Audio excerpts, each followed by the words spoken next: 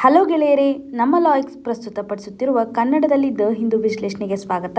ಇವತ್ತು ನಾವು ಸೆಪ್ಟೆಂಬರ್ 8, 2022 ಹಿಂದೂ ವಿಶ್ಲೇಷಣೆಯನ್ನು ನೋಡಲಿದ್ದೇವೆ. ಇವತ್ತಿನ ಮೊದಲನೇ ಆರ್ಟಿಕಲ್ ಬ್ರೀದರ್ ಫಾರ್ ಕೋಲ್ ಪ್ಲಾಂಟ್ಸ್ ಡ್ರಾ ಆಂಗ್ವಿಶ್. ಈ ಒಂದು ಆರ್ಟಿಕಲನ್ನು ಸಿಲೆಬಸ್ಸಲ್ಲಿ ನೋಡಿದಾಗ GS ಪೇಪರ್ 3 ನಡಿನಲ್ಲಿ ಎನ್ವಿರಾನ್ಮೆಂಟ್ಗೆ ಸಂಬಂಧಪಟ್ಟಂತೆ ಪೊಲ್ಯೂಷನ್ ಸೆಕ್ಷನಲ್ಲಿ ನಾವು ಕನೆಕ್ಟ್ ಮಾಡ್ಕೋಬೋದು.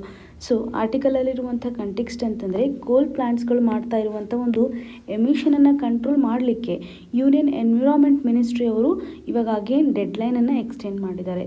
ಸೊ 3rd ಟೈಮ್ ಅನ್ನುವಂಥ ಒಂದು ಕನ್ಸಿಡ್ರೇಷನನ್ನು ಈ ಒಂದು ಆರ್ಟಿಕಲಲ್ಲಿ ನೋಡ್ಬೋದು. ಸೊ ಕೋಲ್ ಪ್ಲಾಂಟ್ಸ್ ಅಂತಂದಾಗ ಇವಾಗ ಪೊಲ್ಯೂಷನ್ ಕಂಟ್ರೋಲ್ ಮಾಡಲಿಕ್ಕೆ ಬೇಕಾಗುವಂಥ ಒಂದು ಟೆಕ್ನಾಲಜಿಯನ್ನು ಪ್ಲಾಂಟ್ಸ್ಗಳು ಅಡಾಪ್ಟ್ ಮಾಡ್ಕೋಬೇಕು. ಇದರಿಂದ ನಾವು ಹಾರ್ಮ್ಫುಲ್ ಆಗಿರುವಂಥ ಪೊಲ್ಯೂಟೆಂಟ್ಸ್ಗಳು ಎನ್ವಿರಾನ್ಮೆಂಟ್ಗೆ ಎಮಿಷನ್ ಆಗೋದನ್ನು ಕಂಟ್ರೋಲ್ ಮಾಡ್ಬೋದು. ಸೊ ಪ್ಲಾಂಟ್ಸ್ಗೆ ಕೊಟ್ಟಿರುವಂಥ ಒಂದು ವಾರ್ನಿಂಗನ್ನು ಇಲ್ಲಿ ಅರ್ಥ ಮಾಡ್ಕೋಬೇಕು. ಕ್ಲೀನ್ ಎನರ್ಜಿ ಆ್ಯಕ್ಟಿವಿಸ್ಟ್ ಅವರು ಕಮೆಂಟ್ ಮಾಡಿರುವಂಥ ಕೆಲವೊಂದು ಸ್ಟೇಟ್ಮೆಂಟ್ಸನ್ನು ನೋಡೋದಾದರೆ, ಇವಾಗ ನಾವು ಸ್ಪೆಸಿಫಿಕಲಿ ಎಮಿಷನ್ ನಾರ್ಮ್ಸ್ಗೆ ಸಂಬಂಧಪಟ್ಟಂತೆ ಯಾವ ಪೊಲ್ಯೂಟೆಂಟ್ಸ್ ಮೇಲೆ ಫೋಕಸ್ ಮಾಡ್ತೀವಿ ಅಂತಂದರೆ ಸಲ್ಫರ್ ಡೈಆಕ್ಸೈಡ್ ಇರ್ಬೋದು, ನೈಟ್ರೋಜನ್ ಆಕ್ಸೈಡ್ಸ್ ಇರ್ಬೋದು ಮತ್ತು ಮರ್ಕ್ಯೂರಿ.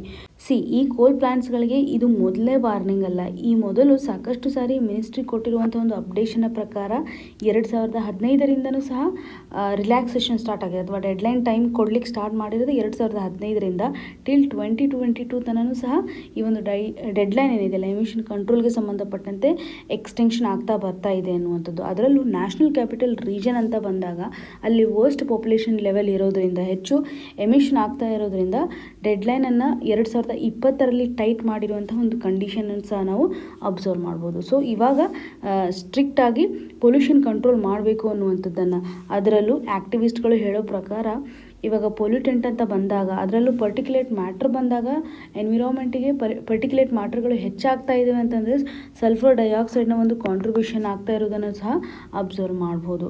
ಸೊ ಇಲ್ಲಿ ಕ್ರಿಟಿಕಲ್ ಪೊಲ್ಯೂಟೆಡ್ ಏರಿಯಾಗಳು ಏನಿರುತ್ತಲ್ಲ ನ್ಯಾಷನಲ್ ಕ್ಯಾಪಿಟಲ್ ರೀಜನ್ ಸರೌಂಡಿಂಗಲ್ಲಿ, ಸೊ ಅಲ್ಲಿ ಡೆಡ್ಲೈನ್ ಆಗಿರ್ತಕ್ಕಂಥ ಒಂದು ಕಂಡೀಷನನ್ನು ತುಂಬ ಕಡಿಮೆ ಸಮಯದಲ್ಲಿ ಮುಗಿಸ್ಬೇಕು ಅನ್ನುವಂಥ ಒಂದು ಟಾರ್ಗೆಟನ್ನು ಸಹ ಕೊಟ್ಟಿದ್ದಾರೆ.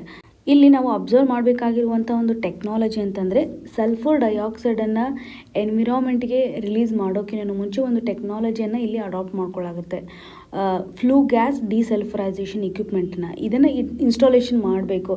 ಇದರಿಂದ ಆಗ್ತಕ್ಕಂಥ ಒಂದು ಬೆನಿಫಿಟ್ಸನ್ನು ನಾವು ಪಡ್ಕೋಬೇಕು ಅನ್ನುವಂಥ ಸಜೆಷನನ್ನು ಎನ್ವಿರಾನ್ಮೆಂಟಿಸ್ಟು ಮಾಡಿದ್ದಾರೆ. ಸೊ ಪವರ್ ಪ್ಲಾಂಟ್ಸ್ಗಳು ಪೊಲ್ಯೂಷನ್ ಕಂಟ್ರೋಲ್ ಮಾಡ್ತಕ್ಕಂಥ ಟೆಕ್ನಾಲಜಿಯನ್ನು ಅಡಾಪ್ಟ್ ಮಾಡ್ಕೋಬೇಕು ಅನ್ನುವಂಥ ಒಂದು ಸಜೆಷನನ್ನು ನೋಡ್ಬೋದು. ಸರ್ವೆ ಪ್ರಕಾರ ನಾವು ನೋಡಿದಾಗ ಕೋಲ್ ಪವರ್ ಪ್ಲ್ಯಾಂಟ್ಸು ಕೇವಲ 4% ಇಕ್ವಿಪ್ಮೆಂಟ್ಸನ್ನು ಇನ್ಸ್ಟಾಲ್ ಮಾಡ್ಕೊಂಡಿದ್ದಾವೆ. ಅಂದರೆ ರಿಮೈನಿಂಗ್ ಕಂಟ್ರೋಲಿಂಗ್ ಮೇಜರ್ಸ್ಗಳನ್ನು ಹೆಚ್ಚು ತೆಗೆದುಕೊಳ್ತಿಲ್ಲ ಅನ್ನುವಂಥದ್ದು. 4% ಅಂತಂದರೆ ತುಂಬ ಕಡಿಮೆ ಆಗುತ್ತೆ. ಸೊ ಈ ನಿಟ್ಟಿನಲ್ಲಿ ಎನ್ವಿರಾನ್ಮೆಂಟಿಸ್ಟ್ ಕೊಟ್ಟಿರುವಂಥ ಒಂದು ಸಾಲಿಡ್ ಸಜೆಷನ್ ಅಂತಂದರೆ, ನಾವು ಎಮಿಷನ್ ಕಂಟ್ರೋಲ್ ಮಾಡಲಿಕ್ಕೆ ಅಥವಾ ಪೊಲ್ಯೂಟೆಂಟನ್ನು ಕಂಟ್ರೋಲ್ ಮಾಡಲಿಕ್ಕೆ ಬೇಕಾಗಿರ್ತಕ್ಕಂಥ ಇಕ್ವಿಪ್ಮೆಂಟ್ಸನ್ನು ಅಡಾಪ್ಟ್ ಮಾಡ್ಕೋಬೇಕು. ಸೊ ಈ ನಿಟ್ಟಿನಲ್ಲಿ ಎಕ್ಸಾಮಿನೇಷನ್ ಪರ್ಸ್ಪೆಕ್ಟಿವಲ್ಲಿ ಪೊಲ್ಯೂಟೆಂಟ್ಸು ಇಂಪಾರ್ಟೆಂಟ್ ಇರೋದ್ರಿಂದ ಈ ಒಂದು ಪೊಲ್ಯೂಟೆಂಟು ಅಥವಾ ಕೋಲ್ ಪ್ಲಾಂಟಿಂದ ಬರ್ತಕ್ಕಂಥ ಪೊಲ್ಯೂಟೆಂಟ್ಸ್ಗಳ ಬಗ್ಗೆ ನಿಮಗೆ ಅವೇರ್ನೆಸ್ ಇರಬೇಕು. ಇನ್ನು ಮುಂದಿನ article cabinet approves PM Shri scheme. ಈ ಒಂದು ಆರ್ಟಿಕಲನ್ನು ಸಿಲೆಬಸ್ಸಲ್ಲಿ GS ಪೇಪರ್ 2 ನಡಿನಲ್ಲಿ ಗವರ್ನಮೆಂಟ್ ಪಾಲಿಸೀಸ್ ಆ್ಯಂಡ್ ಇಂಟರ್ವೆನ್ಷನ್ಸ್ ಹಾಗೂ ಎಜುಕೇಷನ್ ರಿಲೇಟೆಡ್ ಇರ್ತಕ್ಕಂಥ ಟಾಪಿಕಲ್ಲೂ ಕನೆಕ್ಟ್ ಮಾಡುವಂಥದ್ದು. ಸೊ ಆರ್ಟಿಕಲಲ್ಲಿರುವಂಥ ಕಂಟೆಕ್ಸ್ಟು ರೀಸೆಂಟಾಗಿ ಯೂನಿಯನ್ ಕ್ಯಾಬಿನೆಟ್ PM ಶ್ರೀ ಸ್ಕೀಮನ್ನು ಅಪ್ರೂವ್ ಮಾಡಿದೆ. ಈ ಒಂದು ಸ್ಕೀಮಲ್ಲಿರುವಂಥ ಆಬ್ಜೆಕ್ಟಿವ್ ಏನಿದೆ, ಏನು ಪ್ರೊವಿಷನ್ ಅನ್ನೋದ್ರ ಬಗ್ಗೆ ನಾವು ಅರ್ಥ ಮಾಡ್ಕೋಬೇಕು. ಸೊ ಇದರ ಒಂದು ಫುಲ್ ಫಾರ್ಮನ್ನು ನೋಡಿದಾಗ PM schools for rising India, PM ಶ್ರೀನ ಒಂದು ಫುಲ್ ಫಾರ್ಮ್. ಸೊ ಈ ಒಂದು PM ಶ್ರೀ ಸ್ಕೀಮು ಇವತ್ತು ನ್ಯಾಷನಲ್ ಎಜುಕೇಷನ್ ಪಾಲಿಸಿಯನ್ನು ತರ್ತಾ ಇದೆ ಎಲ್ಲ ಸರ್ಕಾರ. ಆ ಒಂದು ಸ್ಕೀಮ್ಗೆ ಸಪೋರ್ಟ್ ಮಾಡುವಂತೆ ಒಂದು ಇಂಪಾರ್ಟೆಂಟ್ ಮಾಡೆಲ್ ಆಗಿ ಕನ್ವರ್ಟ್ ಆಗುತ್ತೆ.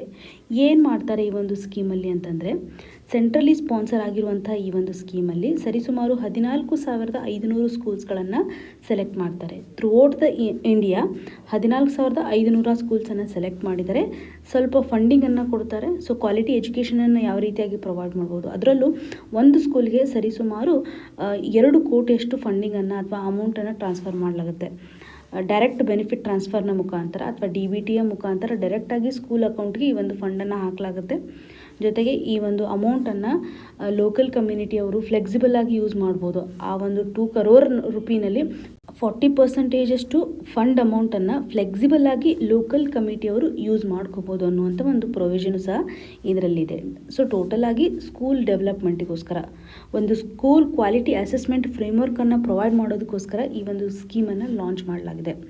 ಸೊ ಇದರಲ್ಲಿ ಕೆಲವೊಂದಿಷ್ಟು ಇಂಡಿಕೇಟರ್ನ ಆಧಾರದ ಮುಖಾಂತರ ಡೆವಲಪ್ಮೆಂಟ್ ಯಾವ ರೀತಿಯಾಗಿ ನಡೀತಾ ಇದೆ ಅಥವಾ ಬೆಳವಣಿಗೆ ಯಾವ ರೀತಿಯಾಗಿ ನಡೀತಿದೆ, ಅಕಾಡೆಮಿಕ್ ಇಯರಲ್ಲಿ ಸ್ಕೂಲ್ ಯಾವ ರೀತಿಯಾಗಿ ಇಂಪ್ರೂವೈಸ್ ಆಗ್ತಾ ಇದೆ ಅಂತ ಟ್ರ್ಯಾಕ್ ಮಾಡಲಾಗುತ್ತೆ. ಫಾರ್ ಎಕ್ಸಾಂಪಲ್, ಇವಾಗ ಸ್ಕೂಲ್ ಎನ್ರೋಲ್ಮೆಂಟ್ ಯಾವ ರೀತಿಯಾಗಿದೆ, ಮಕ್ಕಳು ಯಾವ ರೀತಿಯಾಗಿ ಪ್ರೋಗ್ರೆಸ್ಸನ್ನು ಕಾಣ್ತಾ ಇದ್ದಾರೆ, ಚೈಲ್ಡ್ ಲರ್ನಿಂಗ್ ಔಟ್ಕಮ್ ಯಾವ ರೀತಿಯಾಗಿದೆ, ಈ ಔಟ್ಕಮನ್ನು ನ್ಯಾಷನಲ್ ಲೆವೆಲಲ್ಲಿ ಯಾವ ರೀತಿಯಾಗಿ ಇರುತ್ತೆ ಅಥವಾ ನ್ಯಾಷನಲ್ ಎವರೇಜ್ಗೆ ಕಂಪೇರ್ ಮಾಡ್ತಾರೆ, ಸ್ಟೇಟ್ ಲೆವೆಲ್ ಎವರೇಜ್ಗೆ ಕಂಪೇರ್ ಮಾಡ್ತಾರೆ. ಸೊ ಹೈಯರ್ ಎಜುಕೇಷನನ್ನು ಯಾವ ರೀತಿಯಾಗಿ ಲಿಂಕ್ ಮಾಡ್ಬೋದು. ಸೊ ಒಟ್ಟಾರೆಯಾಗಿ ಈ ಒಂದು ಪ್ರೋಗ್ರಾಮ್ನ ಅಪ್ರೋಚ್ ಅಂತಂದರೆ ಔಟ್ಕಮ್ ಓರಿಯೆಂಟೆಡ್ ಫಂಡಿಂಗ್ನ ಮುಖಾಂತರ ಕೆಲವೊಂದಿಷ್ಟು ಸ್ಕೂಲ್ಸನ್ನು ಫೋಕಸ್ ಮಾಡ್ತಾರೆ. ಸೊ ಲೋಕಲ್ ಕಮ್ಯುನಿಟಿ ಸಹ ಪಾರ್ಟಿಸಿಪೇಷನ್ ಮಾಡೋ ಥರ ಮಾಡೋದಾಗಲಿ ಅಥವಾ ಕ್ಲಿಯರ್ ಕಟ್ ಆಗಿರುವಂಥ ಒಂದು ಆಬ್ಜೆಕ್ಟಿವನ್ನು ನಾವಿಲ್ಲಿ ನೋಡ್ಬೋದು. ನಮ್ಮ ಸೊಸೈಟಿನಲ್ಲಿ ಒಂದು ನ್ಯಾಷನಲ್ ಬಿಲ್ಡಿಂಗ್ ಆಸ್ಪೆಕ್ಟ್ ಅಂತ ಬಂದಾಗ ಎಜುಕೇಷನು ಅಥವಾ ಶಿಕ್ಷಣ ಅನ್ನೋದು ತುಂಬ ಇಂಪಾರ್ಟೆಂಟ್. ನಮ್ಮ ಸೊಸೈಟಿಗೆ ಮೇಜರ್ ಕಾಂಟ್ರಿಬ್ಯೂಷನನ್ನು ಇವತ್ತು ಎಜುಕೇಷನ್ ಮಾಡ್ತಾ ಇರೋದ್ರಿಂದ ನಾವು ಗ್ರಾಸ್ ರೂಟ್ ಲೆವೆಲಲ್ಲಿ ಮಕ್ಕಳಿಗೆ ಎಜುಕೇಷನನ್ನು ಕೊಡೋದಾಗಲಿ, ಹೈಯರ್ ಎಜುಕೇಷನ್ಗೆ ಸಪೋರ್ಟ್ ಆಗುವಂತೆ ನ್ಯಾಷನಲ್ ಎಜುಕೇಷನ್ ಪಾಲಿಸಿಯನ್ನು ಸಹ ಇದರಲ್ಲಿ ಇಟ್ಕೊಂಡು ಸೊ ಒಂದು ಸೆಂಟ್ರಲೈಸ್ಡ್ ಅಪ್ರೋಚನ್ನು ನಾವಿಲ್ಲಿ ಮಾಡಲಿಕ್ಕೆ ಟ್ರೈ ಮಾಡ್ತಾ ಇದ್ದೀವಿ ಅನ್ನುವಂಥದ್ದು. ಸ್ಟೇಟ್ ಗೌರ್ಮೆಂಟ್ಗಳು ಯಾವಾಗ ಈ ಒಂದು ನ್ಯಾಷನಲ್ ಎಜುಕೇಷನ್ ಪಾಲಿಸಿಯನ್ನು ಇಂಪ್ಲಿಮೆಂಟ್ ಮಾಡಲಿಕ್ಕೆ ಅಪ್ರೂವಲನ್ನು ಕೊಡ್ತಾರಲ್ಲ, ಆವಾಗ ಈ ಒಂದು PM ಶ್ರೀ ಸ್ಕೀಮನ್ನು ಇಂಪ್ಲಿಮೆಂಟ್ ಮಾಡಲಾಗುತ್ತೆ ಅನ್ನುವಂಥದ್ದನ್ನು ಸೆಂಟ್ರಲ್ ಗೌರ್ಮೆಂಟ್ ಹೇಳಿದೆ. ಸೊ ಇವಾಗ ಶಿಕ್ಷಣ ಅನ್ನುವಂಥದ್ದು ಸ್ಟೇಟ್ ಲಿಸ್ಟಲ್ಲಿದೆ. ಸ್ಟೇಟ್ ಗೌರ್ಮೆಂಟ್ನ ಒಂದು ರೆಸ್ಪಾನ್ಸಿಬಿಲಿಟಿ ಇರುತ್ತೆ. ಇಲ್ಲಿ ಸೆಂಟ್ರಲ್ ಗೌರ್ಮೆಂಟು ಲಾಸನ್ನು ಮಾಡ್ತಾ ಇದೆ. ಸೊ ಸ್ಟೇಟ್ ಗೌರ್ಮೆಂಟ್ನ ಒಂದು ರೆಕಮೆಂಡೇಷನು ಸಹ ಇಂಪಾರ್ಟೆಂಟ್, ಅಂದರೆ ಸಪೋರ್ಟಿಂಗ್ ಆಗಿರಬೇಕು. ಸೊ ಹಾಗಾಗಿ ನಾವು ಈ ಒಂದು ಸ್ಪೆಸಿಫೈಡ್ ಕ್ವಾಲಿಟಿ ಆಗಿರುವಂತಹ ಪ್ಯಾರಾಮೀಟರ್ಸನ್ನು ನಾವು ಅಚೀವ್ ಮಾಡಬೇಕಂತಂದರೆ, ಅದರಲ್ಲೂ ಶಾಲೆಗಳ ಒಂದು ಡೆವಲಪ್ಮೆಂಟಲ್ಲಿ, ಶಾಲೆಗಳ ಒಂದು ಬೆಳವಣಿಗೆಯಲ್ಲಿ ಸ್ಟೇಟ್ ಗೌರ್ಮೆಂಟ್ನ ಒಂದು ಸಪೋರ್ಟ್ ಇಂಪಾರ್ಟೆಂಟ್ ಅನ್ನುವಂಥದ್ದನ್ನು ಇವತ್ತು ಮಿನಿಸ್ಟ್ರಿ ಆಫ್ ಎಜುಕೇಷನ್ ಎಂಫಸೈಸ್ ಮಾಡಿದ್ದಾರೆ. ಸೊ PM ಶ್ರೀ ಸ್ಕೀಮಲ್ಲಿರ್ತಕ್ಕಂಥ ಮೇಜರ್ ಆಬ್ಜೆಕ್ಟಿವ್ ಏನಂತಂದರೆ, ಇವಾಗ ನಾವು ಎಜುಕೇಷನ್ ಸಿಸ್ಟಮ್ ನಡಿನಲ್ಲಿ ಅಥವಾ ಕ್ವಾಲಿಟಿ ಆಗಿರ್ತಕ್ಕಂತಹ ಎಜುಕೇಷನನ್ನು ಕೊಡಬೇಕು. ಅದರಲ್ಲೂ ಟಾರ್ಗೆಟೆಡ್ ಇರತಕ್ಕಂಥ ಶಾಲೆಗಳಿಗೆ ಫಂಡಿಂಗ್ ಮಾಡೋದ್ರ ಮುಖಾಂತರ ಲೋಕಲ್ ಕಮ್ಯುನಿಟಿನೂ ಸಹ ಇವತ್ತು ಪಾರ್ಟಿಸಿಪೇಷನ್ ಮಾಡೋದ್ರ ಮುಖಾಂತರ ಕ್ವಾಲಿಟಿ ಎಜುಕೇಷನನ್ನು ಕೊಡ್ತಾ ಇದ್ದೀವಿ ಅನ್ನುವಂಥ ಕ್ಲಿಯರ್ ಕಟ್ ಐಡಿಯಾ ನಿಮಗೆ ಗೊತ್ತಿದ್ದರೆ ಸಾಕಾಗುತ್ತೆ. ಇನ್ನು ಮುಂದಿನ article, the evolving role of CSR in funding NGOs. ಈ ಒಂದು ಆರ್ಟಿಕಲನ್ನು ಸಿಲೆಬಸಲ್ಲಿ GS ಪೇಪರ್ 2 ನಡಿನಲ್ಲಿ NGOs ರಿಲೇಟೆಡ್ ಇರತಕ್ಕಂಥ ಕಾನ್ಸೆಪ್ಟ್ಗೆ ನಾವು ಡೈರೆಕ್ಟಾಗಿ ಕನೆಕ್ಟ್ ಮಾಡುವಂಥದ್ದು. ಸೊ ಆರ್ಟಿಕಲಲ್ಲಿರುವಂಥ ಇನ್ಫಾರ್ಮೇಷನ್ನು NGOಸ್ಗೆ ಸಂಬಂಧಪಟ್ಟಂತೆ CSR ಫಂಡಿಂಗು ಇವಾಗ ತುಂಬ ಇವಾಲ್ವ್ ಆಗ್ತಾ ಇದೆ. ಅದರ ಒಂದು ಇಂಟೆನ್ಷನ್ ಇವಾಗ ಬದಲಾವಣೆ ಆಗ್ತಾ ಇದೆ. ಸೊಸೈಟಿಗೆ ಸಪೋರ್ಟ್ ಆಗುವಂತಹ ಒಂದು ಮೈಂಡ್ಸೆಟ್ಟು ಬರ್ತಾ ಇದೆ ಬಿಸ್ನೆಸ್ ಆ್ಯಕ್ಟಿವಿಟೀಸ್ ನಡಿನಲ್ಲಿ. ಸೊ ಯಾವುದೇ ಒಂದು ಸೊಸೈಟಿ ಇವಾಗ ಇವಾಲ್ವ್ ಆಗಬೇಕಂತಂದರೆ ಈಕ್ವಲಿ ಬಿಸ್ನೆಸ್ ಆ್ಯಕ್ಟಿವಿಟೀಸು ಸಹ ಎನ್ಹ್ಯಾನ್ಸ್ ಆಗಬೇಕು. ಇದರಿಂದ ಹೋಲಿಸ್ಟಿಕ್ ಆಗಿರ್ತಕ್ಕಂಥ ಒಂದು ಗ್ರೋತನ್ನು ನಾವು ಕಾಣ್ಬೋದು. ಸೊ ಇವತ್ತು ಗುಡ್ ಬಿಸ್ನೆಸ್ ನಡೀತಾ ಇದೆ ಅಂತಂದರೆ ಅದು ಸೊಸೈಟಿಗೆ ಒಳ್ಳೆಯ ಒಂದು ಕಾಂಟ್ರಿಬ್ಯೂಷನ್. ಈ ನಿಟ್ಟಿನಲ್ಲಿ ಕಾರ್ಪೊರೇಟ್ ಸೋಷಿಯಲ್ ರೆಸ್ಪಾನ್ಸಿಬಿಲಿಟಿ ಬಂದಾಗ ಬಿಸ್ನೆಸ್ ಯೂನಿಟ್ಸ್ಗಳು ನಮ್ಮ ಒಂದು ಸೊಸೈಟಿಗೆ ಸಪೋರ್ಟ್ ಆಗುವಂತಹ ಫಂಡಿಂಗನ್ನು ಯಾವ ರೀತಿಯಾಗಿ ಮಾಡ್ತಾ ಇದೆ, NGOಸ್ಗೆ ಯಾವ ರೀತಿಯಾದಂತಹ ಸಪೋರ್ಟನ್ನು ಮಾಡ್ತಾ ಇದೆ ಅನ್ನುವಂಥ ಒಂದು ಶಿಫ್ಟನ್ನು ನಾವಿಲ್ಲಿ ನೋಡ್ಬೋದು. ಬೇಸಿಕಲಿ NGOಸ್ಗಳು ಪ್ಯಾಂಡಮಿಕ್ನ ಸಂದರ್ಭದಲ್ಲಿ ಮಾಡಿರುವಂಥ ಒಂದು ಸಪೋರ್ಟನ್ನು ನಾವಿಲ್ಲಿ ಅಡ್ಮೈರ್ ಮಾಡಲೇಬೇಕು. ಸೊ ಸೋಷಿಯಲ್ ಸಪೋರ್ಟ್ ಅಂತ ಬಂದಾಗ NGO ಮುಂದಾಗ್ತವೆ. ಪ್ರೈವೇಟ್ ಹಾಗೂ ಪಬ್ಲಿಕ್ನ ಒಂದು ಕೊಲ್ಯಾಬ್ರೇಷನ್ನ ಮುಖಾಂತರ ಇರ್ಬೋದು, ಅಥವಾ NGOಸ್ಗಳು ಪ್ಯಾಂಡಮಿಕ್ನ ಸಂದರ್ಭದಲ್ಲಿ ಆಗಿರುವಂಥ ಒಂದು ಚಾಲೆಂಜಸ್, ಫುಡ್ ಬ್ಯಾಂಕ್ಸನ್ನು ಸಪೋರ್ಟ್ ಮಾಡೋದಾಗಲಿ, ಹೆಲ್ತ್ ಸಿಸ್ಟಮನ್ನು ಸಪೋರ್ಟ್ ಮಾಡೋದಾಗಲಿ, ಮೆಡಿಕಲ್ ಸಪೋರ್ಟ್ ಕೊಡೋದಾಗಲಿ, ವಲ್ನರಬಲ್ ಕಮ್ಯುನಿಟೀಸ್ಗೆ ಬೇಕಾಗಿರುವಂಥ ಲೈವ್ಲಿಹುಡ್ ಸಪೋರ್ಟನ್ನು ಇವತ್ತು NGOಸ್ಗಳು ಕೊಟ್ಟಿರೋದನ್ನು ನಾವು ನೋಡ್ತಾ ಇದ್ದೀವಿ. ಈ ಒಂದು NGOಸ್ಗೆ ಸಂಬಂಧಪಟ್ಟಂಥ ಇಶ್ಯೂಸ್ ಅಂತ ಬಂದಾಗ ಫಂಡಿಂಗ್ನ ಒಂದು ಸ್ಕೇರ್ಸಿಟಿ ಇರುತ್ತೆ ಅಥವಾ ರಿಸೋರ್ಸ್ನ ಒಂದು ಸ್ಕೇರ್ಸಿಟಿ ಇರುತ್ತೆ.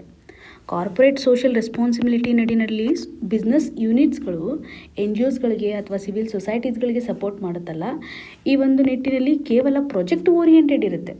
ಸೊ ಪ್ರಾಜೆಕ್ಟ್ ಓರಿಯೆಂಟೆಡ್ ಅಂತ ಬಂದಾಗ ಒಂದು ಆರ್ಗನೈಜೇಷನ್ ಗ್ರೋತ್ ಆಗಲಿಕ್ಕೆ ಬೇಕಾಗುವಂಥ ಸಫಿಷಿಯೆಂಟ್ ಸಪೋರ್ಟನ್ನು ಕೊಡಲಿಕ್ಕೆ ಆಗ್ತಿರಲ್ಲ.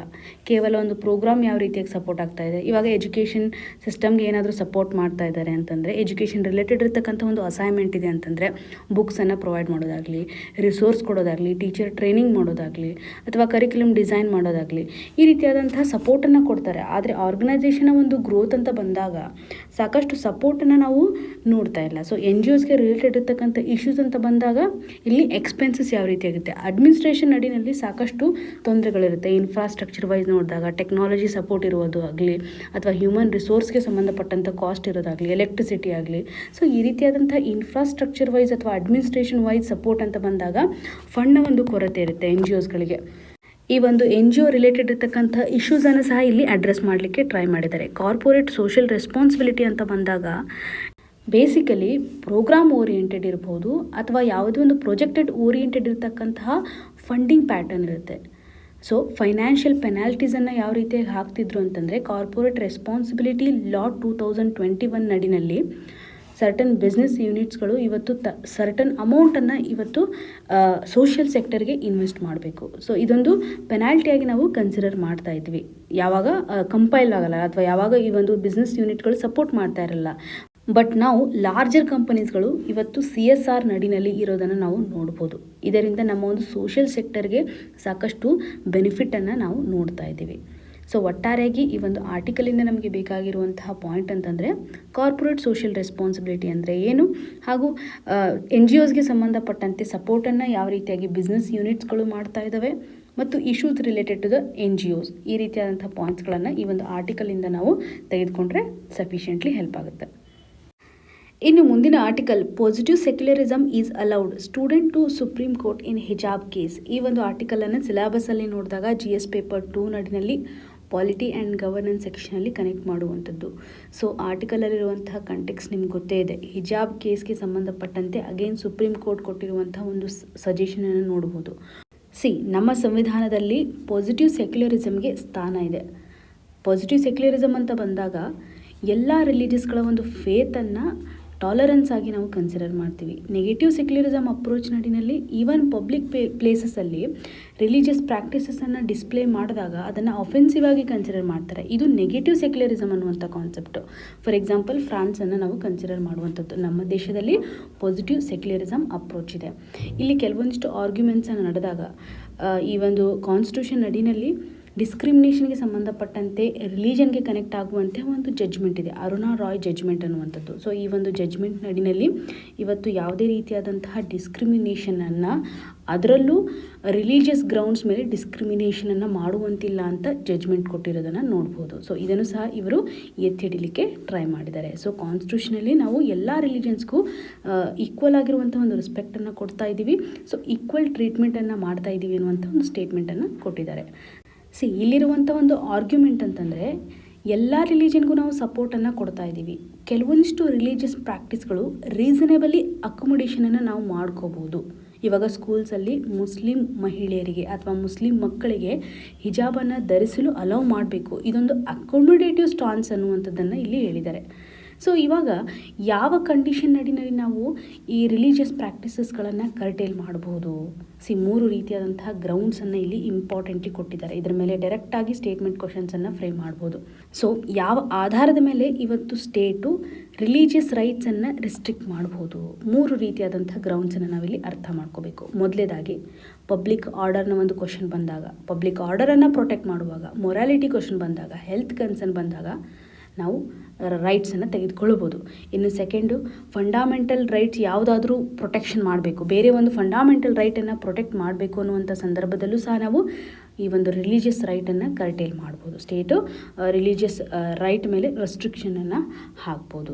ಇನ್ನೊಂದು ಏನಂತಂದರೆ ಥರ್ಡ್ ಪಾಯಿಂಟ್ ನಡಿನಲ್ಲಿ ನಾವು ಇವಾಗ ವೆಲ್ಫೇರ್ಗೆ ಸಂಬಂಧಪಟ್ಟಂತೆ ರಿಲಿಜಿಯಸ್ ಪ್ರಾಕ್ಟೀಸಸ್ಗಳನ್ನು ನಾವು ಕರ್ಟೇಲ್ ಮಾಡ್ಬೋದು. ಯಾವುದೇ ಒಂದು ಬ್ರಾಡರ್ ಆಸ್ಪೆಕ್ಟಲ್ಲಿ ಇವಾಗ ವೆಲ್ಫೇರ್ಗೆ ಸಂಬಂಧಪಟ್ಟಂತೆ ಬಂದಾಗ ಎಕನಾಮಿಕಲ್ ಆಸ್ಪೆಕ್ಟು, ಫೈನಾನ್ಷಿಯಲ್ ಆಸ್ಪೆಕ್ಟ್ ಮತ್ತು ಪೊಲಿಟಿಕಲ್ ಕನ್ಸರ್ನ್ ನಡಿನಲ್ಲಿ ಒಂದು ಕಮ್ಯುನಿಟಿಗೆ ನಾವು ಇವತ್ತು ಸಪೋರ್ಟ್ ಮಾಡ್ತಾ ಇದ್ದೀವಿ ಅಂತಂದಾಗ ಇಲ್ಲಿ ರಿಲಿಜಿಯಸ್ ಕ್ವಶನ್ ಬಂದಾಗ ಇದನ್ನು ಸಹ ಕರ್ಟೇಲ್ ಮಾಡ್ಬೋದು ಅನ್ನುವಂಥ ಒಂದು ಅಂಡರ್ಸ್ಟ್ಯಾಂಡಿಂಗಿಗೆ ನಾವಿಲ್ಲಿ ಬರಬೇಕು. ಸೆಕ್ಯುಲರಿಸಮ್ ಕಾನ್ಸೆಪ್ಟ್ ಬಂದಾಗ ನಮ್ಮ ದೇಶದಲ್ಲಿ ಪಾಸಿಟಿವ್ ಆಗಿರುವಂಥ ಒಂದು ಸೆಕ್ಯುಲರಿಸಮ್ ಪ್ರಾಕ್ಟೀಸಸನ್ನು ಮಾಡ್ತಾ ಇದ್ದೀವಿ. ಎಲ್ಲ ರಿಲಿಜಿಯಸ್ಗೂ ಈಕ್ವಲ್ ಆಗಿರ್ತಕ್ಕಂಥ ಒಂದು ಸ್ಟೇಟಸನ್ನು ಕೊಡ್ತಾ ಇದ್ದಾರೆ ಅನ್ನುವಂಥ ಸಾಲಿಡ್ ಸ್ಟೇಟ್ಮೆಂಟ್ ನಿಮ್ಗೆ ಗೊತ್ತಿರಬೇಕು.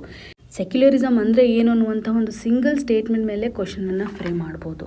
ಸೊ ಸೆಕ್ಯುಲರಿಸಮ್ನ ಒಂದು ಡೆಫಿನೇಷನನ್ನು ನಾವು ನೋಡಿದಾಗ ಪ್ರತಿಯೊಂದು ರಿಲಿಜನ್ಗೂ ನಾವು ಈಕ್ವಲ್ ಆಗಿರ್ತಕ್ಕಂಥ ಸಪೋರ್ಟನ್ನು ಕೊಡ್ತಿದ್ದೀವಿ, ಪ್ರೊಟೆಕ್ಷನನ್ನು ಕೊಡ್ತಾ ಇದ್ದೀವಿ. ಎಲ್ಲ ರಿಲಿಜನ್ ಆಸ್ಪೆಕ್ಟು ನಮಗೆ ಇಂಪಾರ್ಟೆಂಟು ಅನ್ನುವಂಥದ್ದು. ಹಿಜಾಬ್ ಕೇಸ್ ಅಂತ ಬಂದಾಗ ಇದೊಂದು ಡಿಬೇಟೇಬಲ್ ಪ್ರಾಕ್ಟೀಸ್ ಆಗಿದೆ. ಈ ಮೊದಲು ಸುಪ್ರೀಂ ಕೋರ್ಟ್ ಕೊಟ್ಟಿರುವಂಥ ಒಂದು ಸಜೆಷನ್ನ ಪ್ರಕಾರ ಹಿಜಾಬನ್ನು ಧರಿಸೋದು ರಿಲಿಜಿಯಸ್ನಲ್ಲಿ ಕೋರ್ ಪ್ರಾಕ್ಟೀಸ್ ಆಗಿ ನಾವು ಕನ್ಸಿಡರ್ ಮಾಡ್ತಾ ಇಲ್ಲ ಅನ್ನುವಂಥದ್ದು. ಸೊ ಈ ನಿಟ್ಟಿನಲ್ಲಿ ಇವಾಗ ಸುಪ್ರೀಂ ಕೋರ್ಟ್ ಅಗೇನ್ ಸ್ಕೂಲಲ್ಲಿ ಅಲೋ ಮಾಡಬೇಕಾಗಿರುವಂತಹ ಒಂದು ಚರ್ಚೆಯನ್ನು ಮಾಡ್ತಾ ಇದೆ ಅನ್ನುವಂಥ ಒಂದು ಕ್ಲಾರಿಟಿ ಅಥವಾ ಕನೆಕ್ಟಿವಿಟಿ ನಿಮಗೆ ಗೊತ್ತಿದ್ದರೆ ಸಾಕು. ಮತ್ತೆ ಏನು ಅಪ್ಡೇಷನ್ಸ್ ಬರುತ್ತೆ ಅಥವಾ ಯಾವ ರೀತಿಯಾದಂಥ ಜಡ್ಜ್ಮೆಂಟ್ ಬರುತ್ತೆ ಅನ್ನುವಂಥದ್ದನ್ನು ನಾವು ಕಾದು ನೋಡಬೇಕಾಗತ್ತೆ. ಇವತ್ತಿನ question of the day section ಅಡಿಯಲ್ಲಿ ಪ್ರೀವಿಯಸ್ ಇಯರಲ್ಲಿ ಕೇಳಿರುವಂಥ ಕ್ವಶನನ್ನೇ ಕೊಡಲಾಗಿದೆ. ಇದಕ್ಕೆ ಸರಿಯಾದ ಉತ್ತರವನ್ನು ಕಮೆಂಟ್ ಸೆಕ್ಷನಲ್ಲಿ ಮೆನ್ಷನ್ ಮಾಡಿ. ಇವತ್ತು ಡಿಸ್ಕಸ್ ಮಾಡಿರುವಂತಹ ಎಲ್ಲ ಆರ್ಟಿಕಲ್ಸ್ಗಳು ನಿಮಗೆ ನೀಟಾಗಿ ಅರ್ಥ ಆಗಿದೆ ಅಂತ ಭಾವಿಸ್ತಾ ಇದ್ದೀನಿ. ನಿಮ್ಗೆ ಏನೇ ಕನ್ಸರ್ನ್ ಇದ್ರೂ ಸಹ ಕಮೆಂಟ್ ಸೆಕ್ಷನಲ್ಲಿ ಮೆನ್ಷನ್ ಮಾಡಿ ಅಂತ ಹೇಳ್ತಾ ಆಲ್ ದ ವೆರಿ ಬೆಸ್ಟ್. ಧನ್ಯವಾದಗಳು.